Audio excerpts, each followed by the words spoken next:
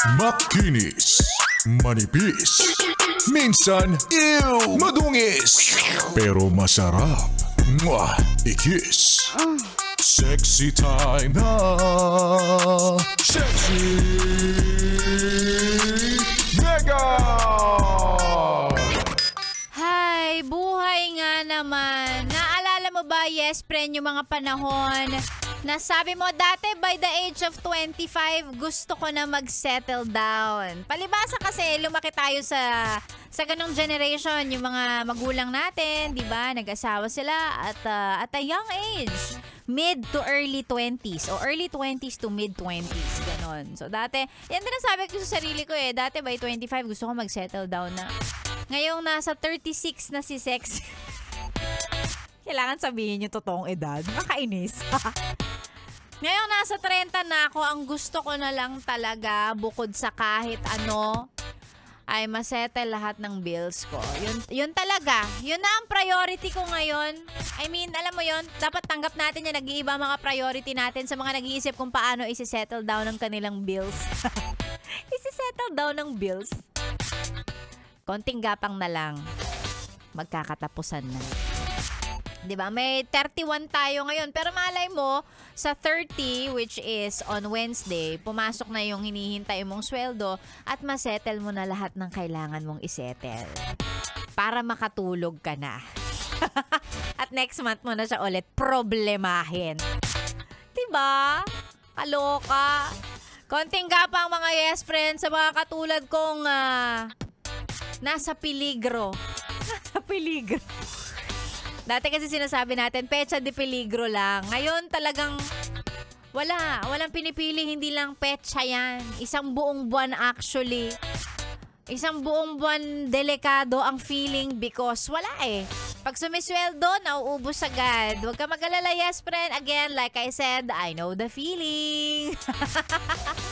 Konti na lang, oo. Na-realize ko lang din yan kasi nag-check ako ng calendar, ng calendar ko. Sabi ko, ay, konti na lang malapit na yung sweldo. Mga bagay-bagay nga na hindi ko rin masyadong ginagawa. Kasi kapag binibilang mo din yung araw bago yung susunod na sweldo, parang antagal. 'Di ba? Parang pag yung hintay ka ng hintay, ang tagal naman magsweldo, ang tagal naman kailan ba sweldo, kailan ba? Parang mas lalong lumalayo yung araw na yon. Kesa kapag hindi mo iniisip, magugulat ka na lang na, hala, masweldo na pala. Yan ang technique, be. Wag mo na lang i-check. Hayaan mo na lang nakakabaka-baka kung aabot man yung laman ng wallet mo. Ngayon ay Lunes, 'di ba? July 28. So 2 more days to go. Konti na lang. And syempre, kaya nga kami dito sa Yes FM, namimigay kami ng pera dito para kahit pa paano kung malayo pa ang sweldo mo o kung may sisweldohin ka man o wala, at least may chance kang manalo ng pera dito. Magpa-shoutout lang po para sa ating pera-pera lang yan promo at malay mo ikaw ang manalo ng 500 pesos for today. Mamaya natin i-announce ang winner na yan. Pero eto muna, mag-hello muna tayo sa mga yes friend nating nakatune in at nagpapa-shoutout at umaasa nagdadasal na manalo sila. Hello kay Gloria Galindo, magandang umaga. Benigno Laca Jr., Kuya J.R. Nocio, nasa biyahe, naka Yes FM.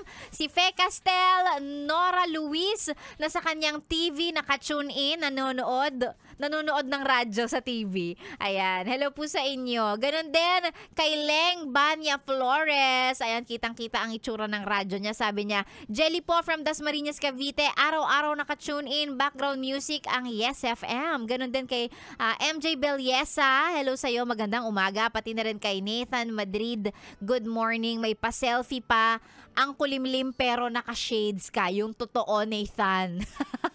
At ang kanyang mga kasama dyan sa Bulacan, nakikinig, nakasubaybay sa atin. Thank you very much. Ang mga pa-shoutout again, isend lang sa ating Facebook page. That's DJ Mega ni Yes FM.